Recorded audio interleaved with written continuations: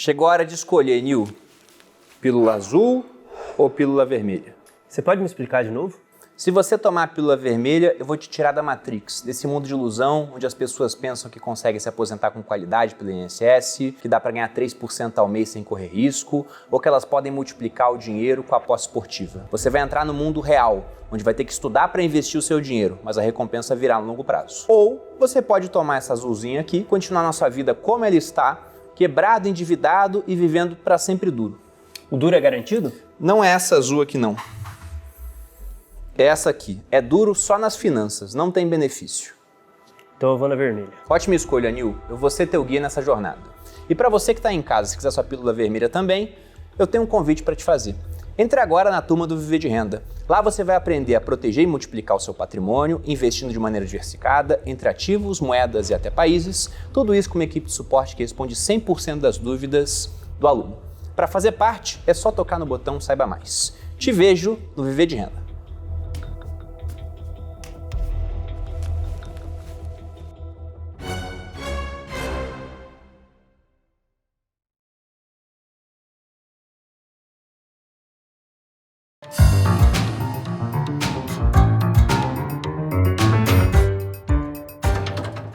E aí, pessoal, vamos começar mais um episódio do podcast Os Sócios. Quem fala aqui é Bruno Perini, host do podcast. Estou, como sempre, com minha esposa, host e o belo host do podcast Os Sócios, Malu Perini. Olá, pessoal. Sejam bem-vindos a mais um episódio dos Sócios. Sobre o que falaremos hoje, Baluzinha? Hoje a gente vai falar da história e também dos bastidores, de como que acontece um negócio grande, né? Eu lembro que a primeira vez que eu ouvi falar desse nosso convidado, ele me surpreendeu porque a gente estava num evento e aí ele chegou com transformou o lugar todo na camisa cor, amarela. botou o ambiente todo naquela cor e eu fiquei impactada e depois desenrolou toda a palestra e foi muito legal e a gente trouxe para falar sobre essa história e também os bastidores disso. É engraçado que a gente faz um mistério, mas tá lá na thumb, tem a foto do convidado, vai que a tem o pessoa nome, mas né? é bom que vai que Fazendo alguém não conhece. Eu se não a pessoa conhecia. deu play automático no Spotify, talvez tenha acabado, vou começar do outro, até Acontece. vale fazer o mistério. Mas estamos aqui pela primeira vez no podcast Os Sócios com o João Adib, presidente e CEO do Grupo CIMED, terceira maior farmacêutica em volume de vendas do Brasil, atua desde os 15 anos na área, participando ativamente do processo que transformou o pequeno laboratório administrado pelos pais em um negócio de bilhões de reais. Adib, bem-vindo ao podcast Sócios. Bruno, Malu, super feliz de estar aqui com vocês. Muito obrigado por essa excelente introdução. Obrigada. Vamos contar um pouquinho dessa história aí. Boa. Bom, até para começar, Adib, sempre que eu trago alguém que chegou, digamos assim, chegou lá, né? Tudo bem que nunca tem um final essa jornada, ainda está acontecendo, você é super novo ainda, você tem planos, é ambicioso, mas, poxa, é uma empresa que tem um faturamento de bilhões. E aí o pessoal muitas vezes perde a noção disso. Eu vejo até pessoas na internet falando, o bilhão não é um número natural, né? Naquela história de que bilionário não pode existir. O pessoal até coloca lá, se você pega o bilhão e divide, por exemplo, para o cara que vai ganhar 5 mil reais por dia, são 200 mil dias para ganhar 1 bilhão. Isso dá 547 anos, então não dá para existir 1 bilhão. Só que eles não entendem que o bilhão vem de criar uma empresa que vende para muita gente, o valor de mercado dela chega a bilhões, por exemplo. Eu queria que você desse uma dimensão do que é a CIMED hoje, alguns números gerais que você possa falar para a gente e para o público. Boa, vamos lá. CIMED há 10 anos atrás, ela era a 36ª farmacêutica do Brasil, tá? Há 10 anos atrás. CIMED tem 45 anos. Hoje nós somos a terceira. Nós representamos 12% de todas as caixas de medicamentos que são vendidas no Brasil hoje, sai diretamente da CIMED. Hoje são consumidos no Brasil 6 bilhões de caixas de remédio por ano. Tá? Então a gente tem um propósito hoje muito forte dentro do nosso negócio, que é acessibilidade com rentabilidade. Por quê? Nós escolhemos trabalhar no Brasil de 200 milhões de brasileiros. A gente não nichou o nosso negócio. Medicamento na CIMED não tem classe social. A gente trabalha para todo brasileiro. Caramba, e quantas pessoas tem na CIMED para conseguir dar conta de, como você disse, como é que são 12% das caixas de remédios vendidas? São na De CIMED? toda a caixinha de remédio vendida no Brasil, 12% sai das nossas plantas. E quantas pessoas tem que ter para fazer isso, cara? Nós temos hoje, a gente não fala que é pessoas, a gente fala que são famílias, né? 5.500 famílias hoje. 5.500 Nossa, famílias. muita gente. Mas você falou remédio, e é mais do que remédio, né? Porque tem cosmético também. A gente tem, na verdade, a gente divide o nosso negócio em 4 divisões. Seriam os medicamentos genéricos, os medicamentos OTCs, aí os produtos de higiene e beleza e vitaminas. Então a gente divide em 4 vertentes. categorias. Não, eu perguntei isso porque recentemente vocês lançaram aquele Carmex, que foi mó... Pelo amor de Deus. Eu vou passar até vergonha. Se vocês me pedirem, eu não tenho. Não, mas eu sei que foi mó estouro, né? Porque eles Esse case fizeram... Esse case é super legal. É a primeira vez que eu vou falar de Carmed, hein? que vocês fizeram, era um brilho labial com a Fini, não foi uma coisa assim? Foi. Eu lembro que foi uma história porque várias pessoas falaram. Você nem sabia Com a disso, Fini, né? não. Então, eles fizeram uma... foi super inovador, então vocês Foi. trabalham com bastante inovação, Eu né? brinco e falo o seguinte, a CIMED é uma usina de criação. Uhum. Não é porque nós temos simplesmente uma indústria farmacêutica que a gente tem que ficar no nosso ambiente. A gente sempre se provoca em criação. Hoje, por exemplo, quando se fala de mercado de labial no Brasil, o brasileiro ainda ele não entende o que é um hidratante labial. Uhum. Quanto mais você vai ficando velho, mais a tua boca vai ficando rachada, não vai? Vai. Não vai? E o labial, o que é? Ele te protege, ele te dá elasticidade na tua boca. E a gente já tem esse produto no Brasil há mais de 10 anos. Só que, como a cultura é um mercado muito pequeno, um mercado de 1 milhão de unidades, onde a Nivea detinha 70% de market share. E a gente detinha 10%. Então, o Carmed era uma marca no Brasil de 100 mil unidades. Coisas da vida, né? Estou visitando um cliente, passo por uma porta, o cara abre a porta, se apresenta e falou, João, tudo bem? Tudo. Eu sei que vocês têm um modelo de distribuição própria, tal. Eu sou das Balas Fini. Eu, Balas Fini? Ele pois não, Balas Fini. E na hora que eu falo Balas Fini, eu tenho 5 filhos. Sim. E desde o Adib, que é o mais velho, a Charlotte, que é a menor, toda vez que eu vou no lugar e tem essas balas, é aquele estresse. Que a criança vai lá, pega aquele monte de bala, e na hora de passar no caixa, sempre você tá querendo um miguezinho no teu filho, né? Não leva tanto, esconde daqui, e a criança fica ambiente. Na volta a gente pega. Exatamente, exatamente. Então aquilo já me atraía. E aí, conversa daqui, conversa dali, eles apareceram no escritório para fazer uma proposta pra gente de distribuição de balas no Canal Farma. Porque nós somos a única indústria no Brasil hoje a ter distribuição própria. E Vocês aí, têm as farmácias de vocês, então? Não, a gente tem a distribuição, eu não sou varejista. Entendi, Porque qualquer indústria, ela vende para uma distribuidora que vende para o varejo. entendi. Eu, desde 1990, eu montei uma cadeia de verticalização onde eu sou auto-independente na distribuição dos nossos produtos. Só que eu só distribuo aquilo que eu fabrico. Eu nunca distribuí um produto de terceiros.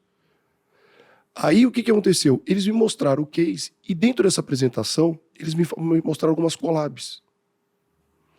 Na hora que ele me mostrou uma collab com chinelo e uma collab com esmalte, eu falei, cara, o que tem a ver chinelo com bala verdade, e tem esmalte esmalte com também. bala?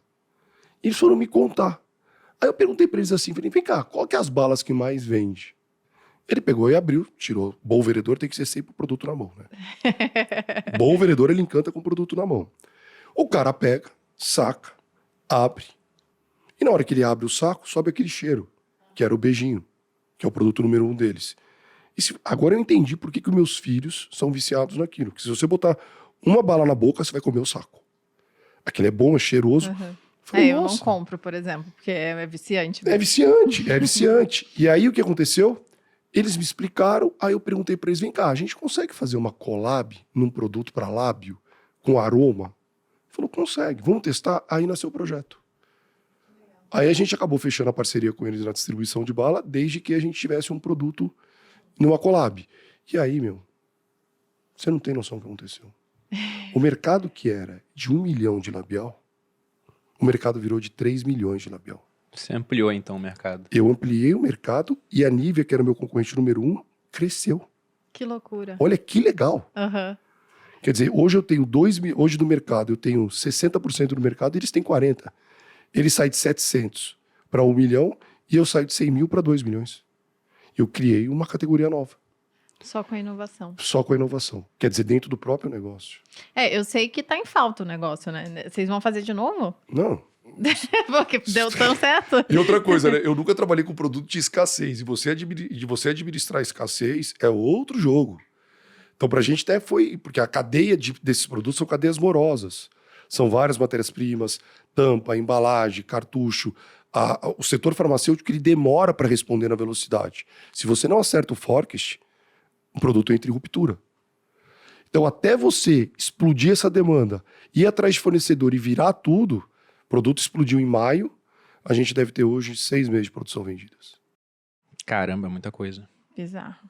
É bizarro. Eu acho muito interessante essa parte da inovação, das ideias que vem quando você pega algo de um mercado e acaba levando para o outro. E depois que se lança, parece meio óbvio, né? Caramba, por que não fizeram isso antes? Só que antes de lançar, ninguém fala que é óbvio. Tem até um exemplo que eu uso no meu curso, no Viver de Renda. Inclusive, pessoal, para quem quiser, há vagas abertas ainda. Vamos começar na próxima segunda-feira. Mas lá, quando eu falo de inovação, eu dou um exemplo de que muita coisa óbvia o pessoal não está vendo. As culturas pré-colombianas, por exemplo, não utilizavam roda para construir. E não é porque elas não conheciam a roda. Tinha roda em brinquedo de criança.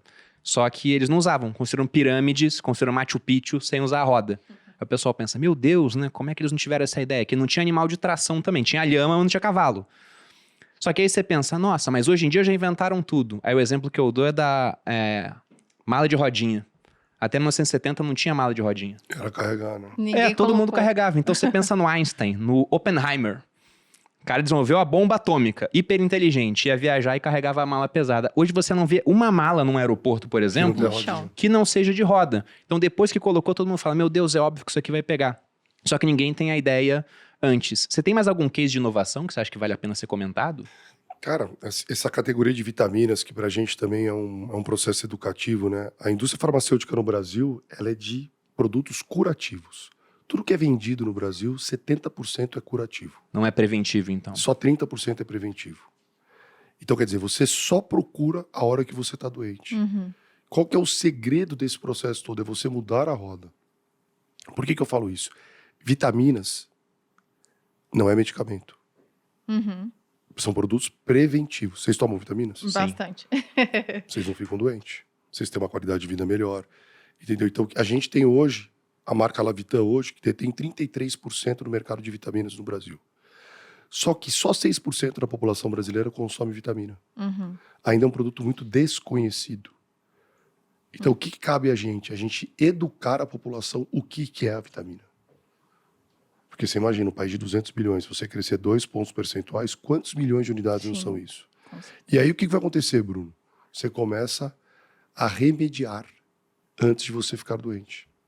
Porque a prevenção é o melhor remédio, né? Sim. Só que eu mudo a roda de novo. Entendeu como a CIMED tem um modelo disruptivo de pensamento? 6% do Brasil hoje toma vitaminas, então. Sempre que eu vejo algum mercado que é só 6% do Brasil, eu penso no de investimentos, porque hoje a gente tem 5 milhões de investidores. É hiper pequeno num país de 220 Billions. milhões de habitantes. Mas está crescendo. Você tem o dado de quanto cresce esse mercado por ano? Porque eu imagino que é pouca gente, mas deve estar crescendo. Durante a pandemia, a palavra que você mais ouvia era a imunidade, né? Sim. Então, acho que o mercado cresceu mais de 200%, 300% durante a pandemia. Hoje é um mercado Explosivo. que cai, só que a CIMED cresce. Por quê? Porque a gente bate nesse processo educativo. A CIMED cresceu 25% em relação ao ano passado no mercado de vitaminas. Então, quer dizer, tem ainda muito caldo aí. Bom, voltando um pouco, ou muito até, né, para o passado, João, a gente falou aqui que você está desde os 15 anos trabalhando na área e que a CIMED, que hoje é um gigante, é a terceira maior empresa farmacêutica do Brasil, você falou que há 10 anos era a 36ª, e lá atrás, quando você começou a trabalhar com seus pais, era um laboratório, um negócio familiar pequenininho. Como é que foi essa jornada para transformar um negócio pequeno em um negócio grande com 5.500 famílias trabalhando? Eu acho que esse exemplo aqui cabe para todo mundo que tem uma empresa familiar. A gente nasce no negócio, né? Por consequência, eu acabei nascendo numa indústria farmacêutica que naquela época era um laboratório. Pequeno laboratório, sei lá, 12, 18 funcionários. E quando você começa a trabalhar numa empresa pequena, você começa a entender tudo. Você abre a porta, você atende o telefone, você entrega, você separa, você manipula, você trabalha. E trabalhar em família é um aprendizado. Qual foi a grande legado que o meu pai e minha mãe deixaram pra gente? Eles mostraram o caminho, deram oportunidade, e do nosso negócio a gente conseguiu realizar todos os nossos sonhos. Porque a gente sabia que a gente tinha futuro no negócio. A maioria dos pais me perguntam hoje, João, como é que você conseguiu educar os seus filhos em relação ao teu negócio? Porque quando eu nasci, a gente era de uma classe média pobre, sabe? Aquela família tradicional, beleza. De repente a gente começou a enriquecer do nosso próprio negócio. Quer dizer, os meus primeiros filhos, que eu tenho filho de 25, 23, 21, 5, 3, é um time de futebol. E aí eu vejo o Adib, a Esther e a Bruna, eles enriqueceram com a gente. Eles viram acontecendo. Viram acontecendo. E é muito legal hoje ter eles do meu lado. Uhum. que talvez possa ser diferente da Charlotte e do João Pedro, que um tem 8 Que anos e o já outro tem nasceram 3. nesse cenário. Já nasceram nesse de cenário. prosperidade. Então, acho que o maior aprendizado que eu tenho hoje é como é que eu vou educar a Charlotte e o João Pedro. Porque o Adib, os 3 já estão praticamente no negócio. Só que quando esse pessoal entende o propósito do teu negócio, a chave vira, Bruno. Porque a maioria das empresas no Brasil não fala de cultura. Aqui você nunca tratou de cultura. E hoje cultura é a base fundamental da perpetuação do negócio. O que eu faço e por que eu faço? Eu me identifico com essa empresa que eu trabalho. A partir do momento que você se identificar, você transforma. Mas, João, traduz de novo. Por que você fala isso? Porque eu trato os meus funcionários igual aos meus filhos. Eu tenho que transformar meus funcionários também. Entendeu? Eles têm que entender o que a CIMED pode levar para eles. Por isso que é uma empresa de alta performance. Por que ela cresce o dobro do mercado? Porque todo mundo quer fazer. Eu lembro, inclusive, que foi uma coisa que me marcou muito, que todo mundo que entrou no palco, foram várias pessoas que entraram no palco com você, tava todo mundo de amarelo e parecia que tava todo mundo vibrando. Esses dias também a gente foi num evento do Equity, você foi lá também, ó. Desceu de helicóptero amarelo, tudo amarelo. Hoje no vídeo amarelo eu vou tomar bronca. Não, mas tá de tá pulseirinha, aqui, ó. né? Tem os detalhes. E é muito legal isso, porque de fato parece que tá todo mundo na mesma vibe, vamos dizer assim, né? A gente brinca e fala assim, que a gente tem uma cultura até de uma startup, né? É uma startup de 3 bilhões, né? O que é isso? É uma cultura de trabalhar 7x7, a liberdade, o poder da criação. A gente fala muito hoje, o que você quer, o currículo ou o que você quer, uma atitude? Hoje dentro da CIMED eu prefiro a atitude. Entendeu? Os dois são complementares, mas uma pessoa sem atitude na CIMED, ela não transforma. Então a gente tem algumas prensas dentro desse projeto de cultura que nós instalamos há 3 anos, que realmente a gente começou a identificar um novo perfil de funcionários. As pessoas nos procuram hoje. Sabe, eu gosto do estilo, eu quero fazer parte desse exército. Eu quero fazer parte dessa história. Porque, a gente está falando de um setor, Bruno, de 200 bilhões de reais, tá? O setor farmacêutico no Brasil hoje. E de 300 farmacêuticas. Não é que a gente está competindo com 10, 20. É um mercado muito pulverizado, sendo que o maior tem 8% de market share. Então, quer dizer, e você disputar com empresas pequenas, você tem que ter agilidade. Então, não é porque nós somos uma empresa grande hoje que a gente perdeu velocidade. Muito pelo contrário. A gente tem que ser mais ágil ainda. Só que aí entra um processo de cultura. Eu não tinha ideia de que era um mercado tão pulverizado assim. Total. Gigante. O maior, então, tem 8% do mercado? Sim. Caramba. E eu vou te contar uma coisa que você não vai acreditar. As top 5 hoje detêm 50% do mercado. As top 20 detêm 80% do mercado.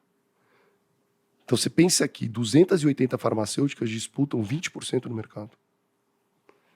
Quer dizer, é difícil você trabalhar em mercado pulverizado, é complicado, tá? Não, eu fico imaginando que você falou do processo de inovação. Se você pega um negócio que tem 5.500 pessoas lá e um outro que tem 20, nesse 20, poxa, é muito menos gente trabalhando, mas o processo ele também é muito mais rápido, né? Muito mais célere, muito mais dinâmico. Então a inovação, ela provavelmente vai vir de negócios pequenos e não tão do grande. A não ser que você dê um jeito de conseguir inovar lá dentro, né? Como é que você faz para manter essa cultura de inovação dentro de um time tão grande? Boa pergunta também, parabéns aí. É de novo uma reflexão violenta. A empresa ela vai se estruturando, ela começa a botar várias áreas. Áreas de planejamento, áreas de orçamento, áreas de compliance, várias e várias etapas. Só que a gente não pode perder o DNA de uma empresa pequena. Por quê? Os pequenos vão ter mais agilidade que a gente. A gente não pode ser um gigante sem agilidade. Muito pelo contrário, a gente tem que fazer o que a gente fazia no passado, dando visibilidade. Porque o impacto é muito grande hoje numa ação errada. Mas se também errar, corrige rápido. Sabe aquela coisa? É o orçamento. Não, o orçamento é uma diretriz. Mas o que a gente tem que fazer? A gente tem que corrigir. Você não vai deixar errado. Então, aí de novo vira uma cultura.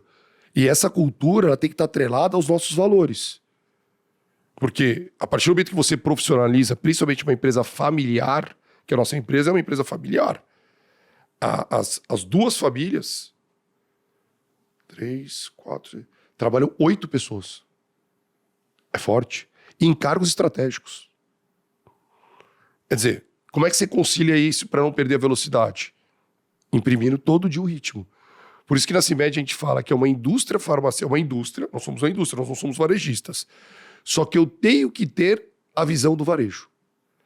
E a maioria dos industriais, eles não pensam em varejo. Eu tenho que torcer para o varejo ir bem.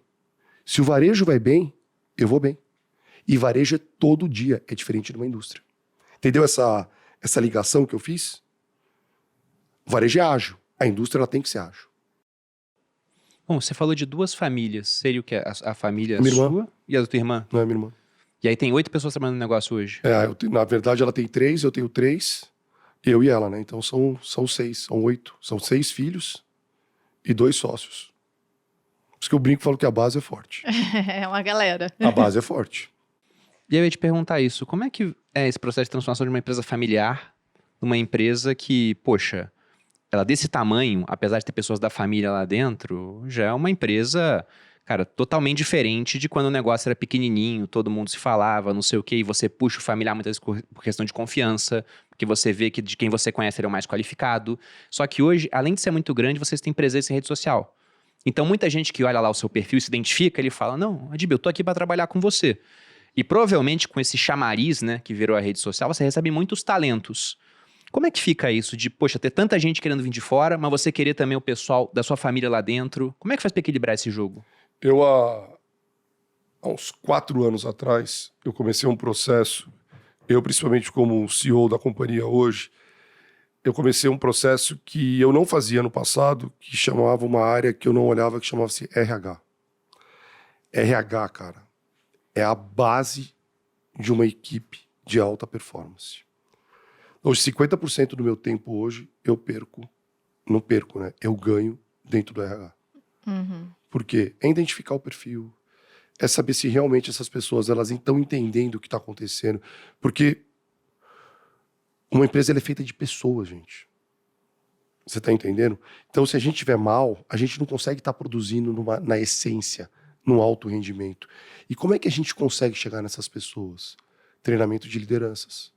Hoje nós temos mais de 500 líderes na empresa. 500.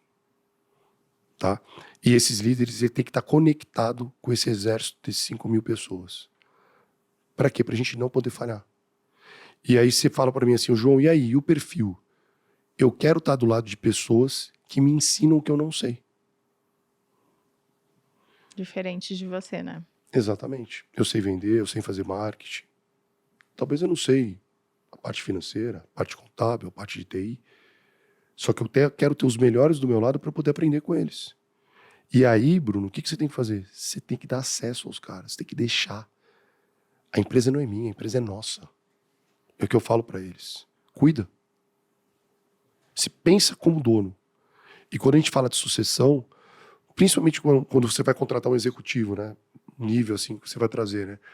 Pô, 3ª geração, como é que você pensa nos teus filhos? Cara, você tem que tratar os meus filhos como fossem seus filhos. E eles vão te tratar como fossem seus pais, aprendendo com vocês. Entendeu esse elo de família no negócio? E aí, putz, parece que é fácil e, na verdade, é mais fácil. É só fazer. Eu já acho super difícil. Eu ia falar que deve ser mega complexo. É porque a gente pô. sempre recebe as pessoas aqui, né? Eu tenho uma marca de moda e é uma das coisas que eu mais tenho problemas, contratar gente. Pessoas. Porque eu ainda sou pequena, né? Então eu ainda não tenho um RH e tudo mais. E eu acho que a gente sempre recebe pessoas aqui para falar sobre cultura, sobre pessoas, sobre contratação, e é sempre o gargalo da maior parte das empresas aqui no Brasil e que as pessoas falam pra gente. Mas, no entanto, é onde as pessoas resolvem todos os problemas da empresa no final das contas. No final das contas, a empresa são pessoas. Bom, sobre essa parte de RH, vou te fazer várias perguntas, porque, de fato, todo empreendedor que bate aqui, de audiência que eu digo principalmente, se a gente pega dúvidas que eles enviam no chat, quase sempre é sobre contratação, quem você mantém, quem você promove, quem você manda embora. Mas antes de entrar nessa parte da equipe, eu tenho uma pergunta, porque o Flávio Augusto já veio aqui, né? E aí ele tem aquela frase super famosa hoje em dia, pô, ele educou muita gente aí na parte do empreendedorismo, onde ele fala que uma empresa tem 3 possíveis destinos. Ou ela vai ser vendida, ou ela vai ser herdada por alguém, ou ela quebra. Inclusive, várias vezes a herdada acaba quebrando, porque a pessoa que herda não tem as competências daquele que criou a empresa, ou daquele, né? Se vai ter a 3ª geração da sua família lá, alguém criou, você e tua irmã estão expandindo, e daqui a pouco alguém pode herdar. Vocês estão construindo um negócio pensando nisso? na próxima geração? Então vai ficar na família, vocês não pensam em vender isso? Não, muito pelo contrário. Eu acho que um dos grandes sucessos que nós tivemos, eu e a Carla, minha irmã, foi justamente a gente perder esses herdeiros, que na verdade são herdeiros, como o Flávio falou, é identificar o perfil de cada um. Não é porque eu sou vendedor que meu filho tem que ser vendedor. Não é porque eu sou engenheiro que minha filha tem que ser engenheiro. E quando você tem uma indústria, você tem várias áreas. E cada um tem um perfil.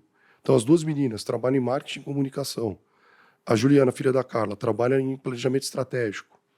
Certo? O Pedro é engenheiro, trabalha na empresa. O Adib é comercial. Sabe, você tem a característica das pessoas. É fácil de você identificar. Por isso que eu falo assim, eu acho que eu tenho uma leveza em falar nisso. Porque é uma coisa tão óbvia pra mim. Se meu filho não tem perfil, o que adianta eu ficar batendo que ele tem que ser Forçando aquilo? aquilo, né? Ele já é herdeiro. Mas eu não quero que ele seja herdeiro, eu quero que ele seja sucessor. Como é que ele vai ser sucessor? Ele tem tesão no negócio. Eu deixando ele empreender no negócio. Você fala, pô, mas a empresa é grande. Qual é o problema com a empresa é grande? É muito mais fácil você fazer uma coisa, você crescer numa empresa grande, do que você crescer numa empresa pequena. Que blá, blá, blá, blá é esse?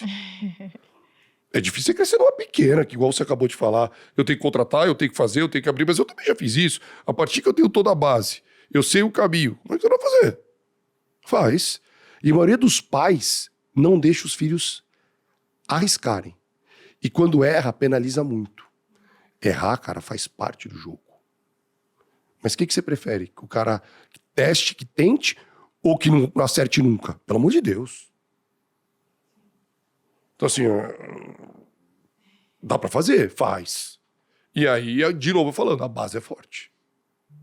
E é legal que quando você vê os níveis das conversas, é o que dá mais vontade hoje. Porque, pô, eu tenho 51 anos hoje. Você acabou de falar, empresa de bilhão. Completamente estruturada. Só que a partir do momento que eu vejo os meus filhos entrosados no negócio, me dá mais vontade de trabalhar com eles. Legal. Porque se você pensa, né? Eu sempre falo pra Malu que tem pessoas que são muito boas pra iniciar um negócio, pra tirar do 0 e ir até 100. Talvez essa pessoa não seja ideal pra levar de 100 a 1000. E às vezes tem que ter outra pra levar de 1000 pra 100 mil. E do 100 mil pra 1 bilhão pode ser uma outra pessoa. Então são competências diferentes do cara que é um fundador para aquele que vai pegar e expandir o negócio. E eu lembro de um exemplo do Carlos Wizard. Ele gravou um Primocast, do qual eu pude participar, onde ele falava da escola dele de inglês e que ele tinha aquela ideia de ter a escola de inglês. Aí os filhos foram estudar fora e voltaram com a ideia, pai, vamos consolidar o mercado. E ele começou a comprar todo mundo por conta dos filhos. Quem empurrou ele? Exatamente. Ele falou, olha, eles me deram a ideia. Falou, se a gente não fizer, alguém vai fazer isso. Uhum. E ele começou aquele movimento por conta dos filhos envolvidos no negócio. Esse é um ponto muito interessante. Eu sempre fico admirado com essa história de famílias que mantêm um negócio por gerações. Eu acho muito bacana. E uma das coisas legais, quando você vê o ecossistema de empresas no Brasil, mais de 90% são empresas familiares. Sim, verdade. Não importa se é uma pastelaria Sim. ou um salão de cabeleireiro, é empresas familiares. Quer dizer, o Brasil é feito de empresas familiares. Como é que não vai dar certo? Inclusive, você estava falando, eu acho que uma das formas de a gente estava conversando aqui antes do podcast, que o Adib estava falando que é muito legal ele poder investir no mercado brasileiro e estar cada vez mais fazendo o mercado brasileiro e as pessoas, o Brasil mesmo, consumir coisas brasileiras. E acho que uma forma de fazer isso também é, se você está trazendo a sua família, colocando ela para investir, trabalhar, empreender na sua empresa, que é uma empresa brasileira, essa é uma forma de fazer isso. Mas acho que você pode falar um pouco mais sobre esse tema, porque achei bem legal. Eu sou patriota também, eu fico sempre... Nossa, o Brasil é tão próspero e tem tanto espaço para a gente crescer e empreender ainda, então por que não fazer, né? É engraçado, né? Eu sou um brasileiro que eu tenho orgulho de ser brasileiro, né? Independente do lugar do mundo que eu tô, sempre eu tô com aquela roupinha amarela ou camisa da seleção brasileira, sabe aquela coisa? Porque você vai para os Estados Unidos, você vai para a Turquia, você vê bandeira espalhada pelos países todos, né? Aí você chega no Brasil, cara, você não vê a bandeira do Brasil. E eu acho que o que vai transformar o Brasil é justamente esse orgulho de ser empreendedor no Brasil. A gente só vai transformar o nosso país a hora que o brasileiro entender que é do Brasil pro Brasil. Não é do mundo pro Brasil. Entendeu? O brasileiro, ele tem que prosperar no país que ele vive. E parar de reclamar. Reclamar não leva a nada, é energia ruim. Energia ruim. A gente tem muita oportunidade dentro do nosso país, mas muita oportunidade. É muito mais fácil você crescer no terceiro mundo do que no primeiro mundo. A partir do momento que o Brasil é feito de empresas familiares, como transformar isso daí? Por isso que eu acho que eu quero puxar sim essa bandeira do Brasil para o Brasil. Acho que tem que ser. Que negócio é esse Made in Brasil? Made in? É do Brasil para o Brasil. Sabe aquele negócio? O orgulho de ser, de empreender, de transformar o nosso país. Essa acho que é uma bandeira que se a gente começar a falar mais, o brasileiro sim, porque na hora que ele entra pro jogo, o brasileiro ganha, tá? O brasileiro ganha. Porque o nosso povo, ele sabe trabalhar. E quando você vê o país, com esse tanto de oportunidade que você tem do Amazonas ao Rio Grande do Sul, Bruno, pelo amor de Deus. Pelo amor de Deus. É fazer. É fazer e faz. Faz. Tem que parar de falar e fazer. Sabe, não adianta ficar discutindo. Cara, faz. Vamos empreender, vamos investir, sabe? Tem empresas que estão aqui no Brasil que estão prosperando. Qual é o problema? A gente tem que ajudar aquela empresa, a gente tem que estar junto daquela empresa. É aquela empresa que vai transformar o nosso país. E é isso que eu acho que a gente tem que fazer. Eu tô puxando bem essa bandeira agora, tá? O que você tem feito assim nesse sentido? Falando muito, começando a falar dessa maneira. Eu sou um cara que não entra em assunto político. Eu gosto de entrar em assuntos daquilo que me pertence. Daquilo que não me pertence, por que eu vou ficar falando? Só reclamar? Tô fora. O que eu gosto de fazer? Eu gosto de empreender. Então por que eu não posso falar de empreendedorismo? Você perguntou pra mim antes. João, e as mídias sociais? Eu acho super legal. No começo eu fui super discriminado. Você fica um empresário que você fica mostrando as coisas. Você fica, qual o problema? Qual o problema? As pessoas não têm que me admirar pelo que eu tenho. É pelo que eu faço. Ter a consequência daquilo que eu faço. E como é que eu faço? Qual é o problema de eu mostrar? E a família se transformou numa família digital, né?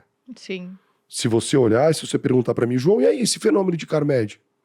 É a família. Tem a ver com isso, então? Óbvio. Com rede social? Rede social. Quer dizer, é um produto que não tem uma cara. São junções de duas São marcas. várias. Junções de duas marcas que usou o digital para vender no offline. Por quê? Porque nós somos uma empresa offline, nós somos uma empresa de varejo. Todo produto digital é de internet, né? Uhum. Olha aí a transformação. Por que não usar o digital para o ponto de venda? Tá aí o sucesso. E, João, aproveitando aqui, porque em alguns momentos você falou de transformações relativamente recentes. O uso de rede social, por exemplo, é mais recente na história de vocês. Você falou que você passou a prestar muito mais atenção no RH, para a questão cultural também há pouco tempo. Eu queria saber como é que foi a mudança de cultura e o que você preza muito na seleção das pessoas lá. Você tem, por exemplo, perguntas que não podem deixar de ser feitas. Você pensa no empreendedor assim que nunca contratou. O que ele teria que pensar para ter aquela pessoa, né? Perguntar para ter aquela pessoa que você falou, poxa, o cara quer aprender, quer vestir a camisa da empresa, que ele quer fazer acontecer, porque você disse, inclusive, que essa vontade muitas vezes vale mais do que um diploma. Uhum. E eu concordo aqui, se a gente pensa, quem contrata no Grupo Primo é muito mais por uma questão de soft skills, às vezes, do que do cara ter lá uma graduação específica em algum ponto. Eu sou um cara de pessoas, né? Eu gosto de pessoas com energia. Eu entrei aqui e eu senti que aqui tinha uma energia. Se você sente aqui que a energia está baixa, o negócio não flui. Então, acho que a energia é uma coisa que ela a perpetua. O olho no olho. Algumas perguntas, principalmente para o cara entender o que você está fazendo, qual a empresa que ele está trabalhando. Você sabe o que é um medicamento genérico? Tem pessoas que desconfiam. Aí, como é que eu vou contratar uma pessoa se ele não entendeu o que eu faço ainda? Sabe aquele... como é que eu posso falar para você? Para te resumir isso, para simplificar. A gente não dá atenção quando a gente contrata uma pessoa, no bom sentido assim. Você contratou, mas como é que você coloca essa pessoa no ecossistema da empresa? Um onboarding ali, né? Você perder tempo? Muito pelo contrário, é ganhar tempo. Explicar os processos. Exatamente. O cara acha que ele tem que entrar na empresa, que é um gigante, e já sair jogando. Uhum. A empresa ela é feita de pessoas, são jeitos. Entendeu? E a introdução desse coletivo, por isso que eu gosto muito de esporte coletivo. O que é um time de alto rendimento? É um time que ele está entrosado, certo? Se eu não conseguir chutar a bola, você chuta a bola. Tá combinado? Cada um tem uma função, mas na tua falta você faz a minha. A CIMED é desse jeito. Então, por exemplo, a gente lançou agora o projeto nesse meio do ano agora de bater o 3 bi, né? Eu sou um cara que gosta de número. Esse 3 bi é 3 bi de faturamento? De faturamento. Esse ano a gente vai bater os 3 bi. Quando vocês me conheceram, a gente tinha batido 1 bi. Caramba, então foi uma evolução rápida, viu? E ano que vem é 4 bi, no outro ano é 5 bi. Então, só para você poder entender. Só que eles aqui já sabem que a gente vai buscar isso. Nós vamos buscar isso. Mas de que maneira? Construindo junto. Uma empresa de alta performance. Quando eu percebi que o ano poderia ser o ano do 3 bi, eu chamei a empresa inteira e eu não nasci a chama do comercial. Normalmente uma empresa de vendas, o comercial puxa tudo. Eu fiz o contrário dessa vez. Eu fui nos bastidores da empresa, reuni todo mundo e comecei a perguntar: você quer fazer parte dessa história? Vamos construir o 3 bi junto? Mas por quê? O orçamento não é para 3 bi. O orçamento da empresa é para 2.800. 2.800 é crescer 20%, é o dobro do mercado. Vamos crescer 25, 26? Vamos. O que eu vou fazer? Eu vou mudar a tua vida. Então, por que eu vou mudar a tua vida? Porque você vai ter que trabalhar mais. Nós vamos ter que se dedicar mais. Só que você não vai ganhar bônus, você vai ganhar super bônus. Tá comigo nessa história? Como é que nós vamos construir isso aí para levar para o comercial? A fábrica se uniu, as estruturas se uniram. Para quê? Para a gente lançar o projeto do 3 bi pro comercial. Para eles acreditarem. Virou o jogo. Virou o jogo. A cobrança agora veio da parte interna, não vem da parte externa mais. Aí transforma. E tem algumas métricas, plano de cultura que você perguntou para mim, né, sobre valores, né? A gente criou dentro do nosso sistema, as empresas elas meio cola e copia, sabe aquela coisa? Gostei dessa frase, eu pego essa frase, jogo outra frase e tal. A gente começou a usar os nossos valores, as frases que nós falamos. Sucesso não aceita preguiça, faz parte do nosso dia a dia. O Fly Now, a gente fala isso toda hora no Fly Now. A gente começou a traduzir isso que já estava escrito para dentro dos nossos valores. Só que a gente não pode esquecer o alvo principal, que são pessoas. Pessoa no coração. E esse projeto movimenta, tá? E ele transforma. Porque aí ninguém consegue bater em você. Aí que tá o problema. É um exército. É um exército preparado. Porque quando você cresce, o pequeno também quer roubar o teu espaço. E como é que a gente blinda isso? Como é que a gente joga? Sabe aquele negócio? A CIMED cresceu no pequeno empreendedor. Não é porque ela é grande agora que ela vai esquecer do pequeno empreendedor. Muito pelo contrário. Nós vamos ajudar o pequeno empreendedor, que foi o cara que sempre ajudou. 40 mil farmácias no Brasil hoje faturam menos que 50 mil reais por mês. Sabe quantas farmácias tem no Brasil? 80. Caramba. É o segundo maior varejo depois do varejo alimentar. É muita farmácia. Mas 40 mil reais, a gente tá falando de 2 mil reais por dia, 1.500 reais por dia. É o cara do caixinha, cara. Para ter uma estrutura, aluguel, gente para trabalhar. E aí eu falo para a CIMED, até porque a empresa vai crescendo, né, ela vai botando normas, ela vai fazendo isso. Falar, esse pequeno empreendedor na CIMED, a gente tem que tratar ele como herói. A gente não tem que tratar ele como um carroça. Você tá entendendo? A gente tem que estar do lado desse cara, porque esse cara é o cara que abre, é o cara que fecha, é o cara que compra, é o cara que paga, é o cara que entrega. Você tá entendendo? Como é que a gente profissionaliza esse cara? Nós não somos só uma empresa de vendas. Então, vocês também entram nos distribuidores e ajudam eles a terem também esse tipo de cultura de venda, Exatamente. ajuda a venda a acontecer. Eu falo o seguinte, nós somos uma empresa de vendas que temos uma indústria farmacêutica. Só que o vendedor do futuro não é mais o vendedor do sell-in, é o vendedor do sell-out. É o cara que vai ajudar o cliente a vender o seu produto. Esse é o sucesso do vendedor do futuro. É ensinar o cara a vender, e não só preço e prazo. Preço e prazo, de coração, a internet vai acabar com você. Mas o olho no olho, barriga no balcão e catálogo na mão, não. Transforma, irmão. Transforma. Bacana. Essa preocupação de vocês com esse canal, né, de vendas do pequeno farmacêutico. Porque se for pensar, tudo no Brasil acaba concentrando o poder nas maiores empresas e quebrando as pequenas, quando, por exemplo, um político em Brasília faz algum tipo de lei pensando, vou tornar esse processo aqui um pouco mais burocrático, mas é por um bom motivo. Mas toda a burocracia pesa muito mais no pequeno do que no grande. Sim. Tem algo em economia chamado tragédia dos inteiros. Se alguém vai lá e fala, não, agora a gente vai ter uma nova norma para que, por exemplo, a farmácia tem que ter obrigatoriamente tal coisa, sei lá. Não vou saber um exemplo aqui específico de farmácia, mas aquele é um custo. Para a farmácia grande, poxa, Tá tranquilo, o cara vai lá e banca. Pro pequeno farmacêutico ganha 40 mil por mês, só que ele tem uma estrutura, sobra muito pouco pro bolso dele, às vezes é um período que ele fica sem lucro. Ele é o herói. Aí ele não consegue, naquele mês, contratar mais gente, Não ou consegue fazer te mais pagar, pedido, não consegue te pagar pagar o fornecedor. Porque você vendeu errado pra ele não conseguiu girar. Sabe aquela dor? Mas por que você fala isso? Porque eu cresci no pequeno. Eu bati a pasta no cara que era pequenininho. Quem me dava oportunidade era o cara que era pequeno. O grande não me dava oportunidade. Eu era desconhecido. Vou te falar uma outra coisa que você não vai acreditar. O maior cliente da CIMED hoje representa 3% do nosso faturamento. Então é muito pulverizado, você vende pra muita gente. Totalmente pulverizado. É uma máquina de vendas direcionada ao varejo independente. É o door to door total. Total. E é o que eu amo, tá? É o que eu amo.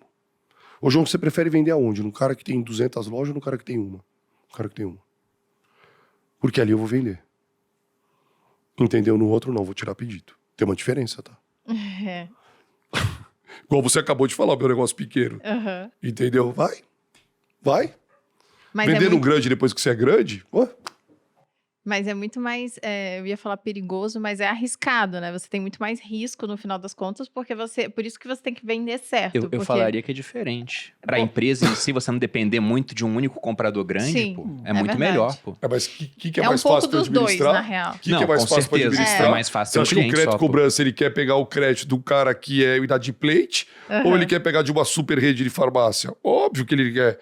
Só que hoje não, a CIMED ela cresceu no pequeno, a gente botou o score de crédito que a gente entende a necessidade do pequeno. Uhum. E a partir do momento que eu tenho o OB que está visitando, o meu vendedor ele não é simplesmente um vendedor. Ele é o vendedor, ele é o cobrador, ele é o propagandista, ele é o trade marketing, ele tem que fazer toda a função. Porque hoje, praticamente 100% da minha força de vendas hoje são autônomos. E quem é o patrão do autônomo? É ele mesmo, pô.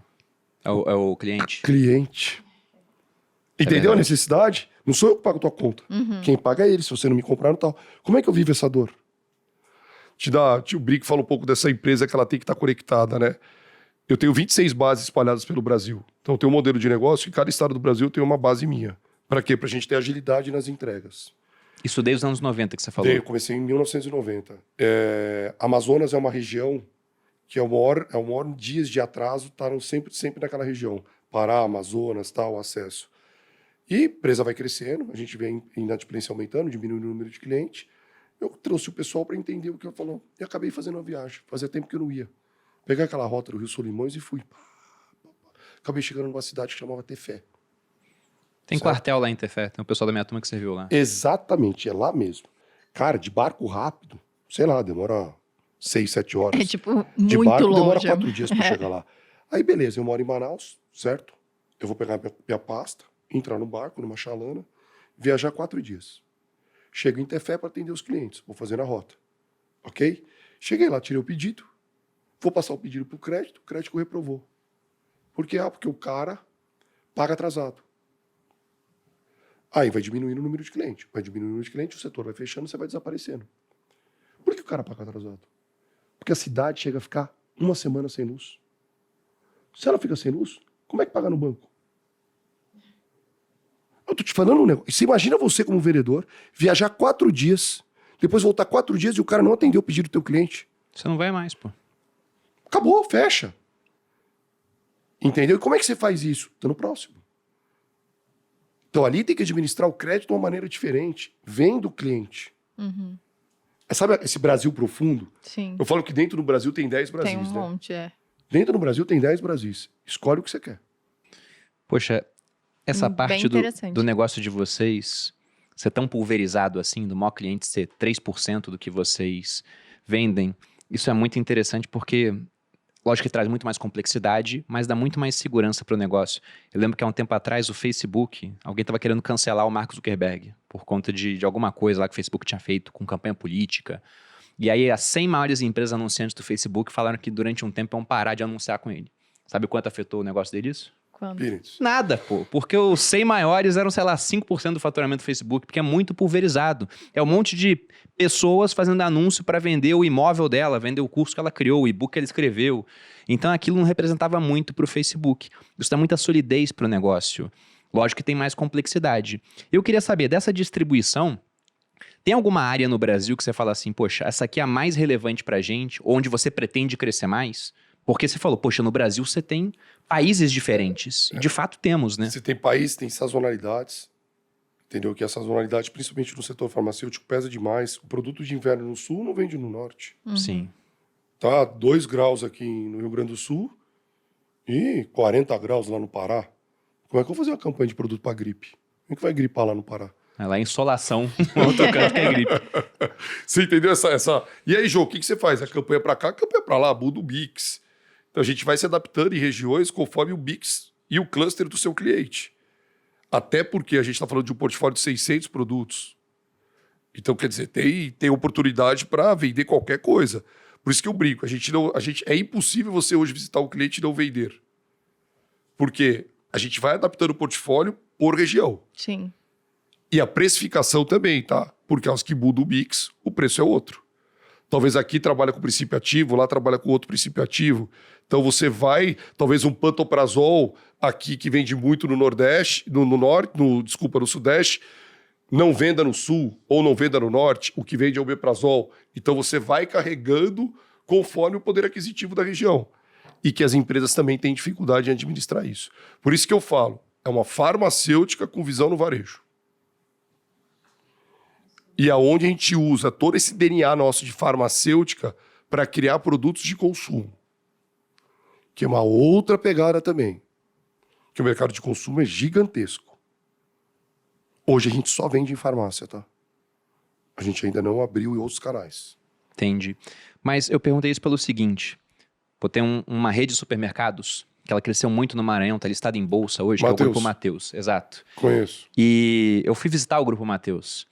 E quando ele me contou a história, né, seu Wilson Mateus, ele falando de como é que ele fez a expansão e o que ele pensou, eu pensei, cara, genial o que ele fez. Porque ele pegou o estado do Maranhão, que quando ele começou era muito desassistido em termos de infraestrutura, e ele falou, cara, eu vou abrir mercado onde ninguém está abrindo, e aí eu vou condensar aqui minha malha de distribuição, eu vou ter algo que é irreplicável. Não vai ter como Pão de Açúcar, quando eu descobrir que esse mercado é muito bom, sair de São Paulo e conseguir competir comigo. Então ele abria em cidades médias um mercado, ele tinha o melhor preço por conta da cadeia de distribuição, não tinha como concorrer com ele, ele dominava a cidade, foi dominando as áreas todas e sem ninguém no Sudeste saber o que ele estava fazendo. Ele não aparecia em feira de mercado aqui, não saía em ranking da Forbes, não fazia nada. Fora do radar. E quando ele apareceu, já estava gigantesco. Aí todo mundo viu, caramba, é o mercado que a gente tem que explorar. Mas vai competir com o cara lá hoje em dia. O cara é grande. Vocês têm algum tipo de ambição assim, em Super áreas legal. que ninguém atende? Assim, olha, o modelo dele é meio parecido com o nosso modelo. Quando eu percebi, quando eu comecei a trabalhar e eu vi esse problema de distribuição no Brasil, para onde eu fui? Eu fui para o Centro-Oeste. A minha primeira base que eu abri de distribuição em 1990 foi no Centro-Oeste. Porque lá demorava muito para chegar a mercadoria. Sim. E foi dali que eu tive um insight de ter uma base em cada canto do Brasil. São 26, você disse São hoje, né? 26. Só que é o seguinte, são 10 mil pontos de venda atendidos por dia. No universo de 80 mil pontos de venda, a gente está presente a cada 8 dias em todos os pontos de venda do Brasil. Porque graças a essa solução de distribuição própria. Aí se você me perguntar, pô, João, agora comecei a entender por que você avança. Por que eu avanço? Por causa da distribuição. Então, eu fabrico, boto na distribuição, precifico, tenho o hobby que vende, vou entrando e dou o crédito para o pequeno. E aí a gente vai transformando esse varejo. Lembra que eu falei? Acessibilidade com rentabilidade é o nosso propósito. Uhum.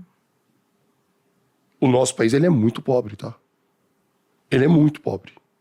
Tem farmácias no Brasil, nesse Brasil profundo, principalmente no Maranhão, que lá você toma uma colher de xarope. Você não compra um vidro. Uhum. Entendeu? Aquilo que eu falei para você. Por que eu tenho a cadeia de verticalização? Para justamente eu poder ganhar margem para poder dar acesso a esse pessoal. Porque fora a distribuição, eu tenho a verticalização dentro de casa também. Que as partes de gráfica, de embalagem, os institutos de pesquisa e desenvolvimento. A gente foi moldando o nosso negócio para atender o nosso modelo. Para quê? Para a gente poder dar acesso. E aí a gente vai avançando. Você cresce mais do que o mercado, do que o seu mercado. A nossa meta é dobrar. O mercado projeta 10, a gente 20. Então você já tem vamos colocar assim, um alvo para quando vocês vão ser o maior do Brasil? Sim. A conta é rápida, quer ver? Quer ver? A conta é rápida, certo? Quanto eu vou faturar esse ano? 3. 3. 3. O mercado, só aumento de preço é em torno de 10%. Quanto que seria meu faturamento para o ano que vem? Só de aumento. Era 4 a meta, né? Que você Não, botou. era 3, não era? 3.300. Eu cresci sem fazer nada, não é isso? Sim. Quanto o mercado projeta crescer ano que vem? 10%. Quanto é 10% de 300? Dá De mais 3, tem- de 3, de desculpa, 3 de dá 3. 300. Mais 300. Com mais 300 do aumento, 3.600. 3.600. É isso? Cresci o mercado e aumento de preço, esforço zero. Qual que é a nossa meta, né? Dobrar o mercado? Sim. Quanto que é 20% de 3? Dá 600. 600, sim. 600 mais 300 do aumento? Dá 900. Mais 3 bi? Qual é a Tá. cota do ano que vem? 4. É isso aí. Arredondou só 100 milhões. Só 100 milhões. Arredondou. 100 milhões vem ali. E 100 milhões a gente vai criar um Carmed aí, nós vamos aparecer com alguma coisa aí que não tá Vai projetada. inventar algo. Mas você entendeu como é a velocidade, né? A cultura? Pô, se a gente cresce nos últimos 10 anos o dobro do que o mercado, por que nós vamos parar agora com o tamanho desse negócio? Só que para isso, o povo tem que estar aí alinhado. Não é só crescer em venda, é crescer em tudo. É em logística, é em sistema, é em pessoas. É Porque senão complicado. não aguenta, né? Vai indo, vai indo, vai indo. O que você acha que mudou o negócio assim? Porque, lógico que vão ter vários pontos assim que você fala, nossa, depois disso a gente chegou a outro patamar. Mas foi essa questão da distribuição, na sua opinião, nos anos 90? Total. O segredo do nosso negócio é a distribuição própria. Interessante isso. Tem uma frase que o Thiago já repetiu várias vezes aqui pra gente, que ele fala que ganha quem tem o melhor modelo de negócio como um exército de vendas. Você tem um baita de um exército de vendas e tem um modelo de negócio que é muito bom. Você ficou tão bom de distribuição que você falou que está distribuindo, por exemplo, a Fini queria distribuir contigo no final. A Ambev agora com o Gatorade. Começou todo mundo a entender que a gente entendeu o jogo. Sabe aquela pegada de... Putz, quero estar do lado deles porque eles estão atendendo esse cara que ninguém quer atender mais, que é o pequeno.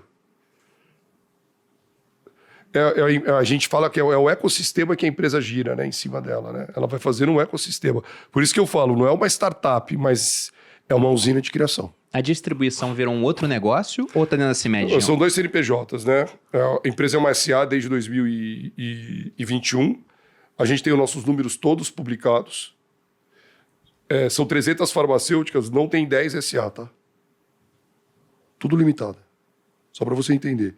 Então, o próprio analista de mercado hoje, ele tem dificuldade de entender o setor farmacêutico. Só tem 2 listadas. É o setor que cresce, porque a população vai envelhecendo, você vai tomando mais remédio. É uma demanda que ela é secular, vai acontecer Exatamente.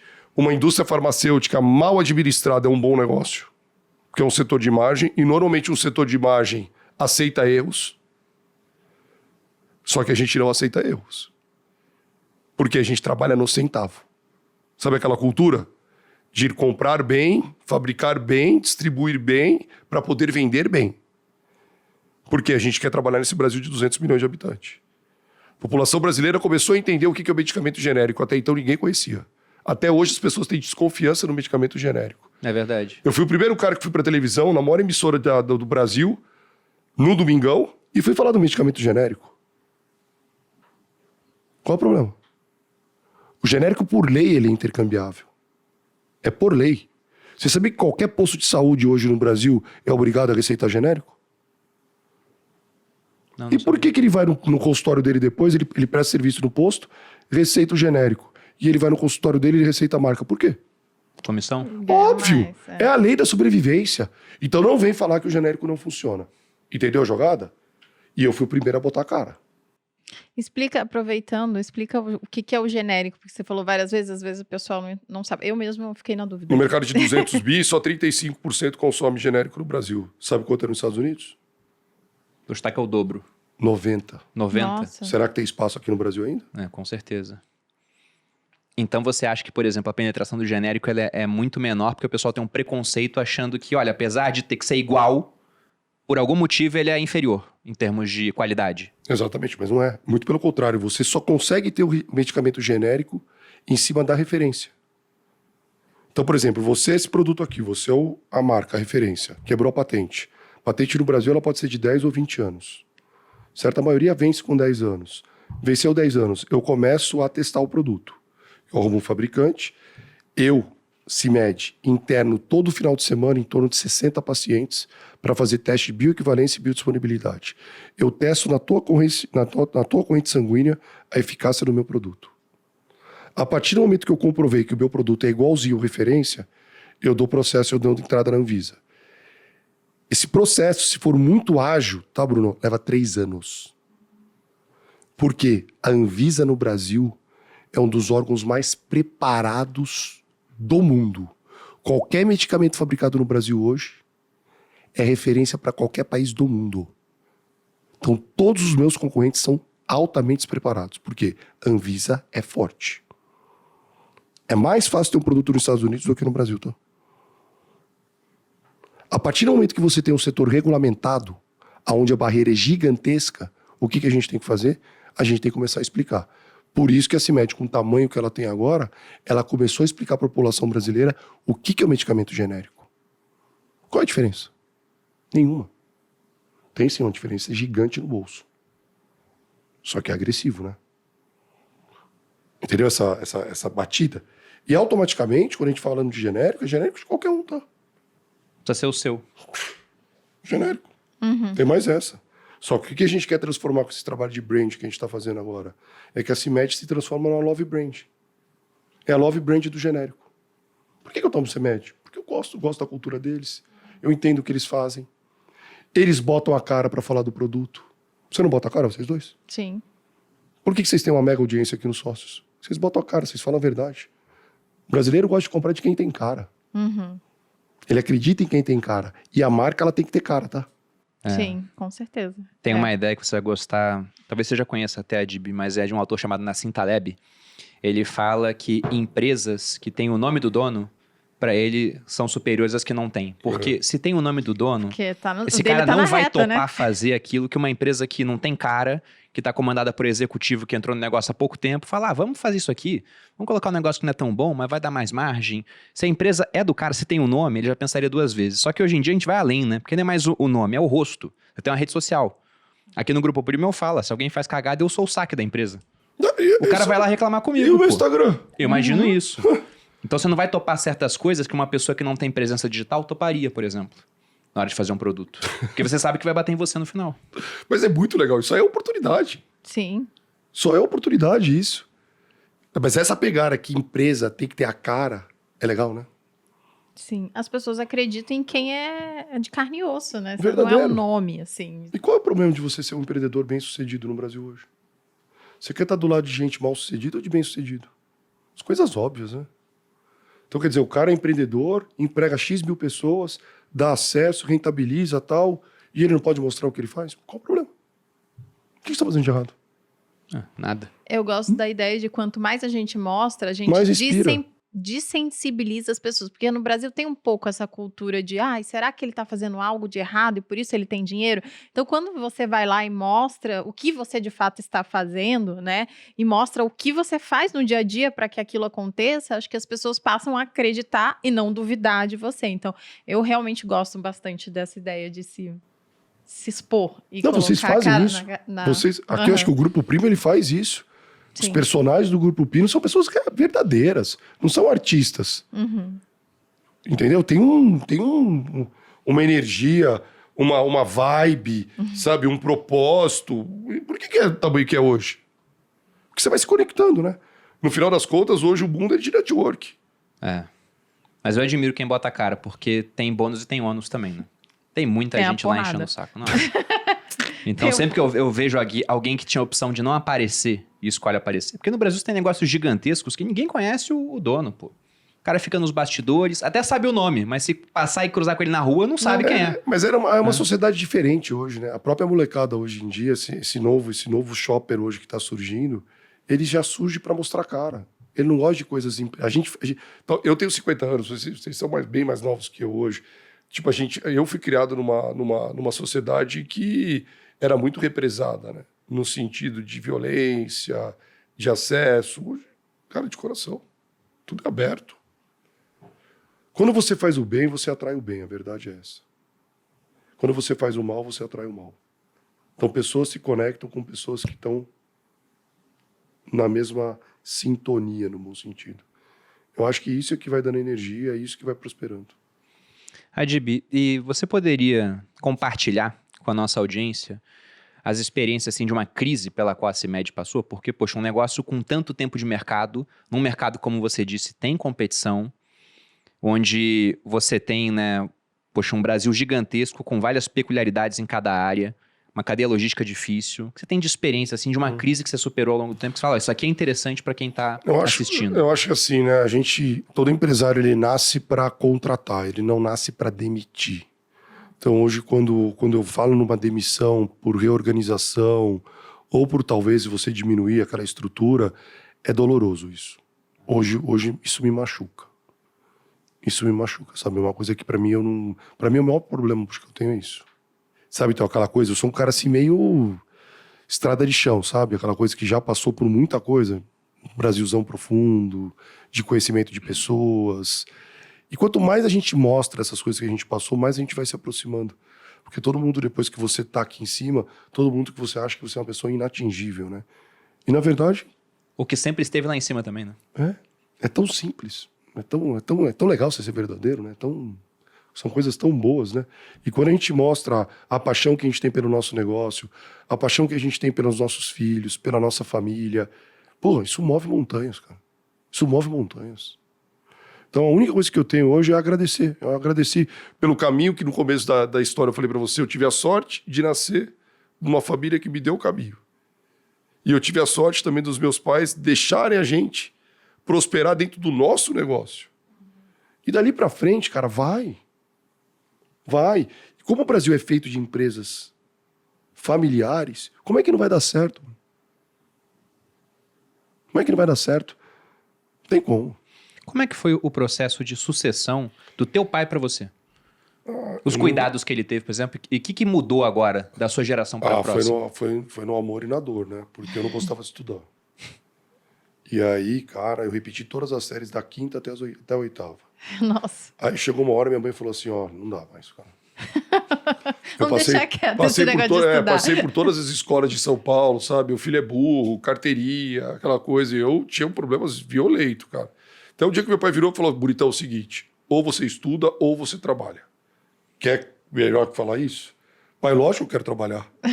Falou, você vai trabalhar? Vou trabalhar. Só que é o seguinte, então, vou te botar para fazer o curso técnico. Cara, esse cara me bota para fazer um curso técnico com 15 anos de idade. 16 anos. Contabilidade. E é engraçado as coisas na vida, né? Foi ali que eu vi que o estudo fazia parte da vida das pessoas. Que até então eu era um moleque. Não materializava, né? E as pessoas que estavam lá eram profissionalizantes que precisavam do estudo para poder trabalhar. Ali eu amadureci. Entendeu? Uhum. Aí eu comecei a trabalhar muito cedo. Porque na contabilidade eu aprendi a fazer conta. E um bom vendedor tem que saber fazer conta. Você vê a aplicação prática da conta, né? Uhum. Imagina fazer contabilidade no Brasil nos anos 80. Tá louco. Papo de louco. Papo de louco. Os anos 80, vamos lembrar que foi aquela década perdida da hiperinflação, né? Sim, O exato. RV. Lembra o RV? Mudança de moeda pra caramba. Cara, o RV, cara, acho que a gente tá ficando velho. Na hora que eu começo a contar as histórias, eu falei, cara, vendia no RV. E aí calculava na hora de pagar o valor, que era em cima da moeda do dia. Quer dizer, como é que a gente não vai dar certo num país agora, hoje em dia? Olha o que a gente já passou. É Olha o que a gente já passou. verdade. Não tem como não dar certo mais. Não, ali foi bizarro mesmo. Eu nasci em 88. Eu tenho 35 anos recém-completos. E aí, quando eu falo para as pessoas, eu peguei 5 moedas no Brasil. O pessoal fala, mas como assim 5 moedas? É porque de 88 até 94 trocou. Era cruzado, cruzado novo, O cruzeiro, RV. cruzeiro real. Aí veio o RV, que era de conversão para o real. Num espaço muito curto. Era realmente uma loucura naquela época. Hiperinflação. As Eu que pessoas nasci correndo em em posto de 90. gasolina para abastecer carro porque acabar a gasolina. Ah, Não, hipercomplexo mesmo. Eu que nasci em 90, só peguei 2, então. Não, você pegou umas 3 também, viu? E é engraçado porque hoje em dia, né, quando você começa a contar para essa molecada agora de 20 anos, 22 anos, né? O cara te olha e fala assim, mas é possível um negócio desse? Eu falei, cara. Bizarro. É bizarro. bizarro. Contando parece piada. É bizarro, e tão perto, né? Você tá falando que é 20 anos atrás. É verdade. Há 20 anos atrás. Não, mas felizmente melhorou. Mas aí então, teu pai te botou pra fazer contabilidade. Você chegou a fazer faculdade depois? Não. Ou foi só o técnico? Aí eu e comecei ficou a na empresa? comecei a trabalhar em vendas. E era uma empresa muito pequena, eu comecei a entender esse mercado de vendas. E não tem coisa melhor, né, cara? Eu me apresento como um vendedor, né? Onde eu chego, eu falo que eu sou vendedor. Eu não sou CEO, não sou nada, eu sou vendedor. E ali eu comecei a aprender pessoas, entendi que o nosso negócio era bom, era próspero. Comecei a entender esse Brasil profundo, que eu virei e falei para você, com 19 anos, eu já fui morar em Goiás. Fui morar em Anápolis. E aí, cheguei em Anápolis, eu entendi esse negócio de distribuição. Montei a primeira distribuidora lá. E aí, fui criando essa malha logística. Meu primeiro casamento, casei com 24 anos. Fiquei 17 anos casado, tive 3 filhos. Aí eu já estou casado de novo, estou há 10 anos casado, tenho mais 2 filhos. Então, quer dizer, vida rápida, sabe? Aquela coisa passando. E todos os problemas que nós tivemos, principalmente problemas de saúde dentro de uma família, só uniu a nossa família. Porque tem problemas de saúde que acaba com a pessoa. Então a perda de mãe, a perda de pai, só unificou a nossa força, sabe? Aquela coisa de a família estar junta, viver junto, próximo ao negócio, querer o bem das pessoas. Isso foi muito legal. Foi muito legal, puta aprendizado. E aí, pensando agora da sua geração para os seus filhos que estão no negócio. Porque, poxa, você entrou num negócio familiar. Aí você pega e expande o negócio, leva a casa de bilhão, eles já estão dentro.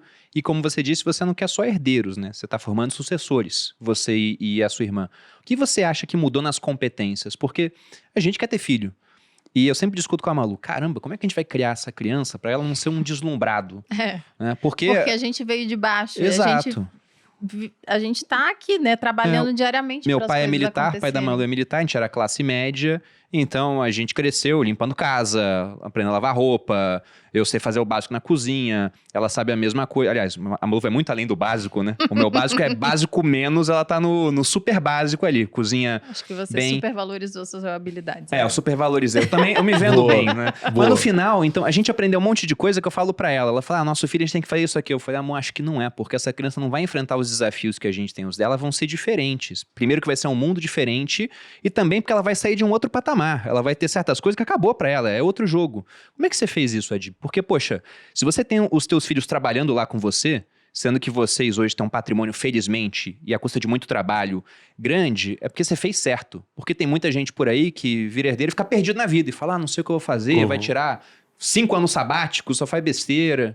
O que você tem de lição pra passar disso, cara? Cara, é engraçado, né? Essa pergunta é uma pergunta super profunda, né? Porque você vê, a primeira leva que foram os 3... Eu ia falar que você tem 2 gerações, Exato, na verdade, né? É diferente. São 2 gerações, um já casado, tá? Ah. O mais velho já casado há 3 anos, casou com 24 anos. Que legal. Você vê como é o negócio. Então você olha os 3, né? Acho que os 3 eles passaram por um aprendizado que tá feito. Aí quando essa semana, é engraçado, vou te contar um negócio, você vai se ligar agora. Eu fui no médico na segunda-feira e o médico falou assim pra mim, João, quantos anos tem tua filha mais nova? Falei, 3 anos. Falou, 3 anos? Falei, 3 anos. Você tem 51 anos, né? Falei, tenho. Falou, então, cara, é o seguinte, você tem mais 17 anos aí para você estruturar, porque você... Certo? Você tem que tomar conta dos teus filhos. Teus filhos, depois de 20 anos, eles vão bater asa. 18, 20 anos, eles vão bater asa. Então você tem que começar a se cuidar, porque você tem mais 17 anos ainda pela frente, para você poder dar aquilo que você fez para os outros. Aquilo que você fez para os outros, fazer isso. Olha as reflexões. E várias vezes eu converso com a minha esposa hoje, com a Cintia, e falo para ela, amor, a gente não pode perder a mão com a Charlotte e com o João Pedro. Mas por quê? Porque, amor, eles já são ricos. Entendeu? Já faz parte da vida deles. Eles não têm culpa que eles são ricos. Culpa nenhuma. Como é que eu trago essa riqueza, esse ambiente para um ambiente da prosperidade no negócio? Porque o Adib, a Esther e a Bruna já estão prosperando do próprio negócio. Já estão se realizando. Não é o pai que dá, sabe? Eles mesmos conquistam Eles já conquistam com bem remunerado dentro da empresa, que tem outro problema, tá? Ah, meu filho não tem que ganhar nada. Pô, beleza. Como assim? Ele tem que ganhar o suficiente para coisa que ele faz. Se ele quiser ser o salário de um diretor, se ele quiser ser o salário, ele vai ter que crescer. Na hora que ele chegar, ele vai ter o salário. Só que para isso ele vai ter que ser preparado. Então eu tenho todo esse aprendizado agora com a Chay e com o João Pedro. Já estudo em escola americana, sabe aquela coisa? Já tenho uma sociedade de amigos diferente do que os primeiros tiveram. Como é que eu aproximo isso? É mostrando todo dia o que eu faço para eles. Sim. Eu nunca cheguei em casa reclamando do meu negócio. Eu nunca cheguei em casa. Por quê? Não tem coisa pior no mundo que você contaminar filho, falando mal do teu negócio, falando mal do teu sócio. Se meu pai tá bravo discutindo com a minha mãe por causa do emprego, você acha que eu vou trabalhar ali? Sabe essa virada de chave? São coisas que você não pode falar. Se você chegar todo dia em casa, amor, tô trabalhando muito. Amor, sábado é isso. Sabe aquela coisa? Muito pelo contrário, vamos começar a contar as coisas boas do nosso negócio. O próprio João Pedro agora virou digital, 8 anos de idade. Olha que coisa engraçada. Ele se soltou, cara. Quando ele viu o fenômeno de Carmed Filho e que os amiguinhos iam pedir pra ele falou, pai, eu também quero vender. Olha que engraçado isso. Ele já foi contaminado por essa coisa, sabe aquela coisa? Então são algumas lições que eu tô te falando que são simples, ao mesmo tempo você tem que corrigir. Se você falar mal do teu negócio dentro da tua casa, você desconecta os teus filhos. Você não pode chegar e falar, tô cansado, tô trabalhando muito. O cara fala, pô, meu pai é louco. Tem tudo que tem, e agora fala que tá cansado, por que eu vou trabalhar lá? Sabe aquela, vamos levar prosperidade, vamos fazer isso, vamos fazer aquilo. Então, são coisas que eu pratico. É um aprendizado, tá? Não tem uma forma. Não, mas eu achei muito interessante isso, porque desde que a gente tá junto há 14 anos, quando a gente briga, sempre fica entre a gente. A gente nunca chega pra família, eu nunca vou chegar pra minha mãe e reclamar da Malu, por exemplo. Ou ela reclamar de mim pra mãe dela. Porque depois, quando faz as pazes, sei lá, vai que a gente briga sério, ela reclama e a mãe, ué, mas vai fazer as pazes? Depois de tudo isso? E com o negócio é a mesma coisa. Se Exato. Você for pensar, eu vou te contar um Exato. negócio, você vai entender. Pra você ver como a vida, a gente tem que fazer correção, né? Eu já tô casado há 10 anos. A gente trabalha em família. A minha esposa não trabalha comigo. Não trabalha no negócio. O meu cunhado também não trabalha no negócio. Cada um tem seu negócio. Um belo dia ela virou pra mim e falou assim pra mim, amor, falei o quê? Falou, pô, você tá conversando coisas que eu não entendo. Mas como assim? Você tá começando a falar coisas e eu tô desconectada. Por quê? Eu chegava em casa e eu não queria falar o que estava acontecendo na empresa pra ela. Só que o que aconteceu? A gente começou a ficar distante no sentido do nosso negócio. Entendeu? Ela falou, você tem que começar a me falar. Qual o problema de você me falar? Entendeu? Isso é um aprendizado todo dia. Aí hoje, independente de estar acontecendo uma coisa ruim ou está acontecendo uma coisa boa, eu tento dividir isso com ela. Porque a gente que trabalha nessa pegada de, sabe, acorda cedo, trabalha, chega à noite, cara, o que você quer? Você quer dar uma relaxada. Você vai trazer o teu ambiente de trabalho para dentro da tua casa de novo com uma pessoa que ela tá fora do negócio e dependendo se ela falar alguma coisa que você não gostar, você vai brigar com ela. Entendeu? Porque é complicado, você tá entendendo? E aí ela falou, vamos começar agora a fazer rituais, a gente começar a conversar mais. Porque relacionamento você tem que ir se descobrindo, né? Sim. Você vai se descobrindo, né? Então acho que são coisas que a gente tenta também levar como aprendizado isso, sabe? Mesmo que as pessoas não estejam trabalhando no negócio, as pessoas que fazem parte do ecossistema da família têm que estar entendendo o que está acontecendo. É uma coisa que eu e o Bruno, a gente entendeu muito rápido. Isso porque a gente tem uma relação muito boa, é que quando a gente conversa sobre os nossos negócios, o nosso dia a dia, tudo, né? O negócio é porque hoje em dia, boa parte do dia é o negócio, já que a gente é empreendedor e tá trabalhando, é isso que você falou, a gente trabalha de 7 até a hora que acaba o trabalho, e aí vai dormir. E aí daqui a pouco vai vir filho. Mas, cara, isso é a família, isso é a coisa mais gostosa do mundo. E você tem que ter o teu ambiente. E eu, por exemplo, com a City, o que eu faço que é muito legal? A cada 3 meses, eu e ela viajamos. Só nós dois. Não importa se eu vou ficar 2 dias, 3 dias, 4 dias ou uma noite. É o nosso momento. Tempo só de vocês. É o nosso momento. Sabe, dar aquela desintoxicada, sabe? Tem que praticar, tá? É verdade. Tem que praticar. Mas foi isso que a gente entendeu, que a gente tinha que conversar, tinha que dividir as coisas, porque senão a gente acaba se desconectando. Eu vejo muito isso, porque eu falo lá no Instagram bastante sobre relacionamento também, e as pessoas perguntam, e é isso, muita gente desconectado com o seu parceiro, eu acho que isso é todo tipo de relacionamento, inclusive de filhos. Eu acredito que quanto mais você divide o dia, você consegue dividir os seus valores, o que acontece, né? O casal, ele é complementar, né? Acho os hábitos de vida dentro da casa, o lifestyle, a ginástica, a alimentação, a hora do sono, a hora do respeito, são coisas que andam junto, né? Sabe aquela coisa? Não adianta você ter um hábito e tua esposa ter um outro hábito. A gente vai se conectando e aí você vai se transformando. Mas a gente que trabalha muito no dia a dia, principalmente da operação, que é uma operação de... Eu brinco e falo que é uma indústria que trabalha 7x6, que é 6 dias da semana, alta intensidade. Você tem que ter esse tempo teu. senão estoura. E como é que é a tua rotina, Dib? Porque, por exemplo, você falou que do tempo do trabalho, 50% está hoje com RH e cultura. Mas quanto é o tempo do trabalho no dia? E como é que você divide assim? Porque, pô, você falou que tá com 51 anos, você tá super bem. Ninguém te daria 51 anos. Obrigado. Mas é uma ótima propaganda da tua empresa, inclusive. Ó, tô tomando as coisas lá da Lavitana. Como é que você faz, cara, pra dividir? Cara, assim, ó, eu acordo muito cedo e durmo muito cedo. Não sou eu, a casa, o ambiente da casa. Então a gente, tipo assim, 10 horas da noite a casa tá apagada. Quando é 5h15 da manhã, começa. Entendeu? Eu normalmente acordo super cedo, que é o meu momento de ficar um pouco sozinho. E aí eu começo entre umas 6h30, normalmente segunda, quarta e sexta, a gente tem lives há mais de 3 anos dentro da empresa. Olha que legal. Há 3 anos, segunda, quarta e sexta, eu estou conectado. Participa quem quer, ninguém é obrigado, é um grupo fechado, onde a gente fala sobre o que está acontecendo dentro da empresa. Isso conectou a empresa de uma maneira assim, inacreditável. Aí depois, às 7h05, 7h10, acaba a live. Eu vou fazer minha ginástica, malho todo dia, faço ginástica todo dia, tá? 7x7. Viajando, não importa onde eu tô, eu acordei, eu vou fazer alguma coisa. E aí eu chego normalmente na empresa por volta de umas 9 e pouquinho da manhã, e aí é intensidade. E aí eu tenho um combinado com a minha esposa que se eu passar das 8 da noite, o pau vai comer, velho. Cara, e é brava. E é brava. Então, assim, ó, eu sou um cara que 7h30 eu já começo a ficar com medo. Eu falo, cara, eu tenho que ir embora. Eu tenho que ir embora. Porque, Ela tá certa. não, mulher bicuda, cara, é a pior coisa do mundo. Chegar em casa com mulher brava, não tem jeito. Então já é o meu combinado. Ó, se organiza e eu também tenho um combinado com ela. Então tá beleza, eu vou chegar às 7h30 em casa. Então é a casa, tá fechado? Tá fechado. Aí qualquer coisa que eu furar, eu dou satisfação. Amor, ó, vou chegar 15 minutos mais atrasado. Tá certo. É a mesma coisa na hora do almoço, sabe aquele telefone? Tá tudo bem, tá beleza, beijão, tchau, desliga e tal. Se não ligar, tá morto. Entendeu? Aquele toque de dever e satisfação, é muito gostoso.